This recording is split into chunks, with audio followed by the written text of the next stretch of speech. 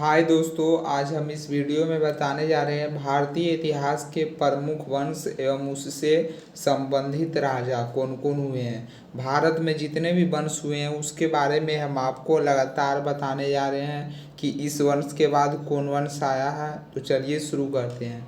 पहला तो हमारा भारत में मगध का हर्यक वंश आए थे, जिसके राजा प्रथम राजा कौन थे तो बिंबिसार थे। और इन्होंने कितने से कितना ईसा पूर्व तक शासन किया तो 544 ईसा पूर्व से 498 ईसा पूर्व तक शासन किए थे।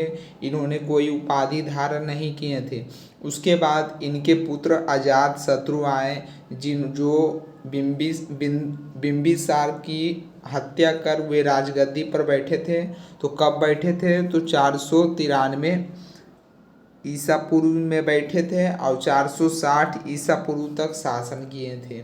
फिर उसके बाद इन्हीं के पुत्र उदयभद्र बैठे, जिसे उदयीन भी कहे जाते हैं। ये भी 460 ईसा पूर्व से 443 ईसा पूर्व तक शासन किए। उसके बाद अनुरुद्र आए।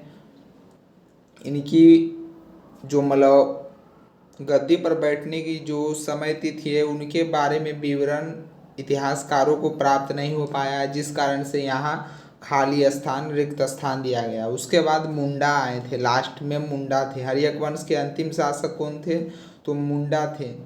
इनका भी मतलब तिथि कोई निर्धारित नहीं है, कोई निश्चित नहीं है। हर्यक वंश की समाप्ति के बाद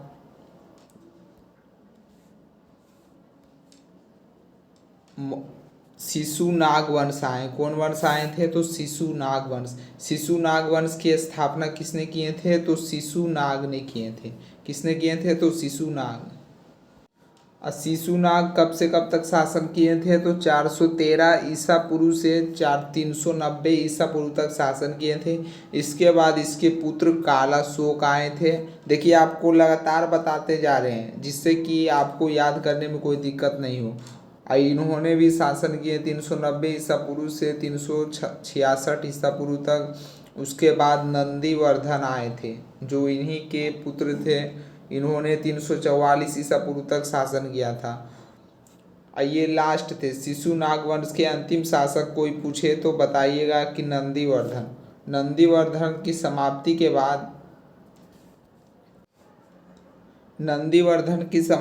बाद शिशुनाग वंश नंद वंश की स्थापना हुआ था। तो नंद वंश की स्थापना किसने किया था तो महापद्यानंद ने किया था, जो 344 ईसा पूर्व से शासन करना आरंभ किए थे। ये उपाधि मतलब सर्व छत्रांग की उपाधि धारण किए थे।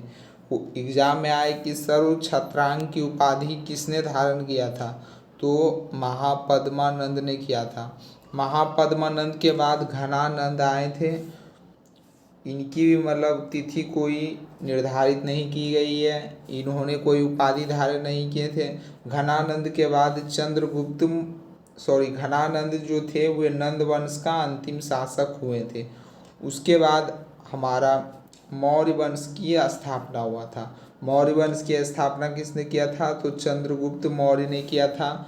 कब किया था तो 322 ईसा पूर्व से 322 ईसा पूर्व में चंद्रगुप्त मौर्य ने मौर्य वंश की स्थापना की है। वे शासन कब तक किए थे तो 298 ईसा पूर्व तक शासन किए थे। उसके बाद बिंदुसार आए, इसके पुत्र। इन्होंने भी शासन 298 ईसा पूर्व से 273 ईसा पूर्व तक किए थे, जिसे अमित्र घात कहे जाते हैं। ये कौन सी उपाधि धारण किए थे तो अमित्र घात की उपाधि धारण किए थे। फिर बिंदुसार के बाद अशोक आए थे, जो मौर्य वंश का सर्व प्रतापी शासक था, सर्वशक्तिमान शासक हुए थे। 273 ईसा पूर्व से 232 ईसा पूर्व तक शासन किए थे। अशोक को प्रियदर्शी का दर्शन भी कहा जाता है। चलिए, मौर्य वंश के बाद हमारे शुंग वंश आए थे। शुंग वंश की स्थापना किसने किया था तो पुष्यमित्र शुंग ने किया था। इन्होंने कब से कब तक शासन किया तो 185 ईसा पूर्व से 150 ईसा पूर्व तक शासन किए थे। फिर शुंग वंश के बाद हमारा सातवाहन वंश आया था। सातवाहन वंश की स्थापना किसने किया था? तो सिमुक ने किया था। और कब से कब तक इन्होंने शासन किए थे? तो 30 ईसा पूर्व से 7 ईसा पूर्व तक शासन किए थे। ये कोई उपाधि धारण नहीं किए थे। चलिए, गुप्त वंश की स्थापना किसने किया था? तो श्री गुप्त ने किया था, जो 275 ईसा पूर्व से 280 ईस्वी तक शासन किए थे। श्री गुप्त के बाद कौन शासक हुआ? तो घटोत्कच हुआ था, जो इसका पुत्र था। इन्होंने भी 280 ईस्वी से 319 ईस्वी तक शासन किए थे। फिर घटोत्कच के बाद हमारे चंद्रगुप्त प्रथम आए थे। इन्होंने 319 ईस्वी से 335 ईस्वी तक शासन किए थे। देखिए यहाँ पर चंद्रगुप्त प्रथम है, और पर मौर्य वंश के जो संस्थापक थे वे चंद्रगुप्त मौर्य थे। बच्चे लोग मतलब यहाँ पर कंफ्यूज हो जाते हैं कि चंद्रगुप्त प्रथम को ही चंद्रगुप्त मौर्य कहे जाते हैं, लेकिन नहीं, ये मतलब गुप्त वंश के थे। चंद्रगुप्त प्रथम के बाद समुद्रगुप्त आए थे। इन्होंने 335 ईस्वी से 380 ईस्वी तक शासन किए। इन्होंने उपाधि परशुरामांग की उपाधि धारण किए थे। समुद्रगुप्त के बाद रामगुप्त आए थे। इनकी भी दिनांक जो तिथि है उनकी निर्धारित नहीं किया गया। उसके बाद हमारे चंद्रगुप्त द्वितीय आए, जिसे विक्रमादित्य भी कहे जाते हैं। देखिए, इन्होंने विक्रमादित्य की उपाधि धारण किए थे। विक्रमादित्य, इन्होंने शासन 380 ईस्वी से 412 ईस्वी तक किए थे। चंद्रगुप्त द्वितीय के बाद कुमारगुप्त प्रथम आए थे। इन्होंने 415 ईस्वी से 455 ईस्वी तक शासन किए थे। फिर कुमारगुप्त प्रथम के बाद स्कंदगुप्त आए। देखिए, गुप्त वंश का कितने शासक हुए थे? इन्होंने 455 ईस्वी से 467 ईस्वी तक शासन किए थे। फिर स्कंदगुप्त के बाद पुरुगुप्त आए थे। पुरुगुप्त ने कब से कब तक शासन किया था? जो 467 ईस्वी से 469 ईस्वी तक शासन किए थे। फिर पुरुगुप्त के बाद कौन आए थे? तो कुमारगुप्त द्वितीय आए थे। इन्होंने 443 ईस्वी से 446 ईस्वी तक शासन किए थे। कुमारगुप्त द्वितीय के बाद बुधगुप्त आए थे। बुधगुप्त, जिन्होंने 476 ईस्वी से 495 ईस्वी तक शासन किए थे। बुधगुप्त के बाद वैन्यगुप्त आए थे। इन्होंने 495 ईस्वी से 497 ईस्वी तक शासन किए थे। वैन्यगुप्त के बाद भानुगुप्त आए थे। इनकी भी दिनांक कोई निर्धारित नहीं किया गया है। उसके बाद आए थे बलादित्य गुप्त। इनके भी बारे में दिनांक के बारे में अभाव है। उसके बाद हमारे कुमारगुप्त तृतीय आए थे। जो फिर लास्ट में अंत में हमारे आए थे विष्णुगुप्त। गुप्त वंश का अंतिम शासक कौन था? तो विष्णुगुप्त, जिन्होंने 550 ईस्वी में राजगद्दी पर बैठे थे। चलिए, गुप्त वंश की समाप्ति के बाद हमारा गुलाम वंश आया था। गुलाम वंश की स्थापना किसने किया था? तो कुतुबुद्दीन ऐबक ने किया था। इन्होंने कब से कब तक शासन किया? 1206 ईस्वी से 1210 ईस्वी तक शासन किए थे। उसके बाद आराम शाह आए थे, जिन्होंने 1210 ईस्वी से 1211 ईस्वी तक शासन किए थे। आराम शाह के बाद इल्तुतमिश आए थे, जिन्होंने 1211 ईस्वी से 1236 ईस्वी तक शासन किए थे। इल्तुतमिश के बाद रुकनुद्दीन फिरोज आए थे, जिन्होंने 1236 ईस्वी तक शासन किए थे। फिर लास्ट में गुलाम वंश के जो आए थे रजिया आए थे। ये इनकी पुत्री थी, अस्कुनित फिरोज की पुत्री थी, जो 1236 ईस्वी से 1240 ईस्वी तक शासन किए थे। फिर रजिया के बाद मोइनुद्दीन बहराम शाह आए थे, जिन्होंने 1240 से 1242 ईस्वी तक शासन किए थे। फिर उसके बाद अलाउद्दीन मसूद शाह आए थे, जिन्होंने 1242 ईस्वी से 1246 ईस्वी तक शासन किए। फिर अलाउद्दीन मसूद शाह के बाद नसीरुद्दीन महमूद आए थे, जिन्होंने 1246 ईस्वी से 1265 ईस्वी तक शासन किए थे। फिर लास्ट उसके बाद जो आए थे वे बलबन थे, जिनका वास्तविक नाम बहाउद्दीन बलबन था। जो 1265 से 1285 ईस्वी तक शासन किए थे। बलबन के बाद कौन आया था लास्ट में, तो कैकुबाद आया था। कैकुबाद जो 1287 ईस्वी से 1289 ईस्वी तक शासन किए थे। ये गुलाम वंश के अंतिम शासक हुए थे, कैकुबाद हुए थे। गुलाम वंश के बाद कौन वंश की स्थापना हुआ था, तो खिलजी वंश की स्थापना हुआ था। कौन वंश की स्थापना हुआ, तो हमारा खिलजी वंश की स्थापना हुआ था। खिलजी वंश की स्थापना किसने किया था, तो जलालुद्दीन खिलजी ने किए थे। इन्होंने कब से कब तक शासन किए थे, तो 1290 ईस्वी से 1296 ईस्वी तक शासन किए थे। जलालुद्दीन खिलजी के बाद कौन आया था, तो अलाउद्दीन खिलजी आया था, जिन्होंने 1296 ईस्वी से 1316 ईस्वी तक शासन किए थे।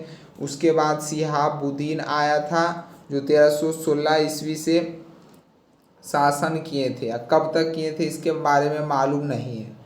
और उसी समय कुतुबुद्दीन मुबारक खिलजी आए थे, जो 1316 ईस्वी से 1320 ईस्वी तक शासन किए।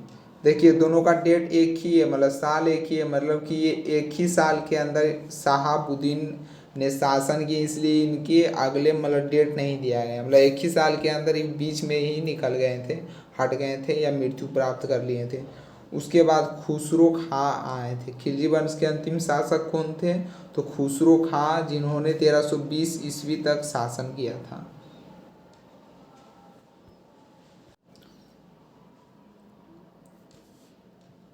देखिए खिलजी वंश की समाप्ति के बाद तुगलक वंश आए थे, जिनकी स्थापना किसने किया था, तो गयासुद्दीन तुगलक ने किया था। 1320 ईस्वी से 1325 ईस्वी तक शासन किए थे। उसके बाद मोहम्मद बिन तुगलक आए थे, जिन्होंने 1325 ईस्वी से 1351 ईस्वी तक शासन किए थे। उसके बाद फिरोज तुगलक आए थे, जो 1351 ईस्वी से 1388 ईस्वी तक शासन किए थे। उसके बाद गयासुद्दीन तुगलक शाह द्वितीय आए थे, जिन्होंने 1388 ईस्वी से 1389 ईस्वी तक शासन किए थे। फिर उसके बाद अब्बू बकर शाह आए थे, जिन्होंने 1389 से 1390 ईस्वी तक शासन किए थे। फिर उसके बाद नसीरुद्दीन मोहम्मद आए थे, जो 1390 ईस्वी से 1394 ईस्वी तक शासन किए थे। नसीरुद्दीन मोहम्मद के बाद नसीरुद्दीन महमूद शाह आए थे। देखिए ऊपर मोहम्मद दिया हुआ है, नीचे महमूद दिया हुआ है, जिन्होंने 1394 ईस्वी से 1413 ईस्वी तक शासन किए थे। उसके बाद हमारा सैयद वंश की स्थापना हुआ था। सैयद वंश की स्थापना किसने किया था, तो खिलजी खां ने किया था। कब किया, 1414 ईस्वी में 1421 ईस्वी तक किए थे। और उसके बाद कौन आया था, तो मुबारक शाह आया था, जो 1421 ईस्वी से 1434 ईस्वी तक शासन किए थे। उसके बाद मोहम्मद शाह आए थे, जिन्होंने 1434 ईस्वी से 1445 ईस्वी तक शासन किए। उसके बाद लास्ट में जो आए थे वे अलाउद्दीन आलम शाह आए थे, जो 1445 से 1451 ईस्वी तक शासन किए थे। फिर सैयद वंश की समाप्ति के बाद आया था हमारा बहलोल लोदी वंश की स्थापना हुआ। सैयद वंश के बाद लोदी वंश, इसकी स्थापना किसने किया था, तो बहलोल लोदी किया था, जो 1451 से 1489 ईस्वी तक शासन किए थे। उसके बाद सिकंदर लोदी आए थे, जिन्होंने 1489 से 1517 ईस्वी तक शासन किए थे। सिकंदर लोदी के बाद इब्राहिम लोदी आए थे, जिन्होंने 1517 ईस्वी से 1526 ईस्वी तक शासन किए थे। देखिए लोदी वंश की समाप्ति के बाद मुगल वंश की स्थापना हुआ, जो लास्ट वंश था हमारा, सबसे अंतिम वंश यही थे, जिसकी स्थापना जहरुद्दीन मोहम्मद बाबर ने किया था, जो 1226 से 1230 ईस्वी तक शासन किए थे।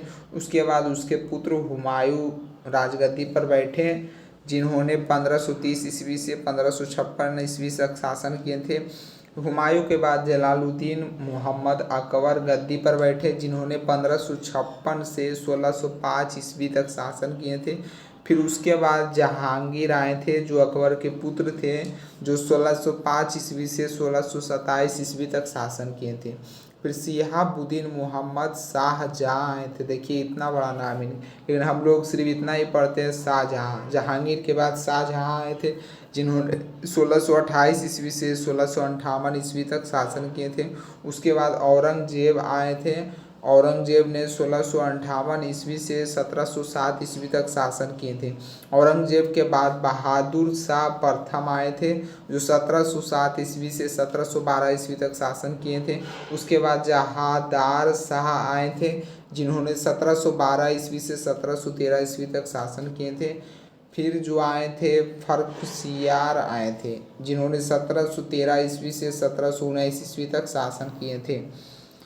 फिर आए थे मोहम्मद शाह। मोहम्मद शाह कब से कब तक शासन किए तो 1719 से 1748 ईस्वी तक शासन किए थे। उसके बाद हमारे आए थे अहमद शाह। अहमद शाह ने 1748 से 1754 ईस्वी तक शासन किए थे। अहमद शाह के बाद आलमगीर आए थे। आलमगीर जिसे औरंगजेब भी कहते हैं, आलमगीर मतलब जिसको औरंगजेब ही कहते हैं, इनकी उपाधि है आलमगीर, जो 1754 से 1759 ईस्वी तक शासन किए थे। देखिए आलमगीर के बाद शाह आलम द्वितीय आए थे, जिन्होंने 1759 से 1806 ईस्वी तक शासन किए थे। फिर उसके बाद अकबर द्वितीय आए थे। देखिए अकबर ऊपर चल गए। उसके बाद अकबर द्वितीय, इनके पुत्र आए थे शाह आलम द्वितीय के पुत्र, जिन्होंने 1806 ईस्वी से 1837 ईस्वी तक शासन किए थे।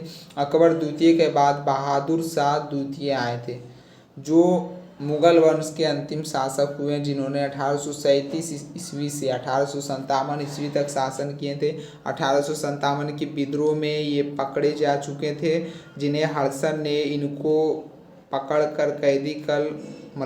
कर इनको रंगून भेज दिया गया था। वहीं पर इनकी मृत्यु हो गया था। इनके 2 पुत्रों को लाल किला के सामने एक गोली से उड़ा दिया गया था। इस प्रकार से मुगल वंश की, जो सबसे बड़ा मुगल वंश था, उसकी समाप्ति हो गई थी। ये लास्ट वंश था।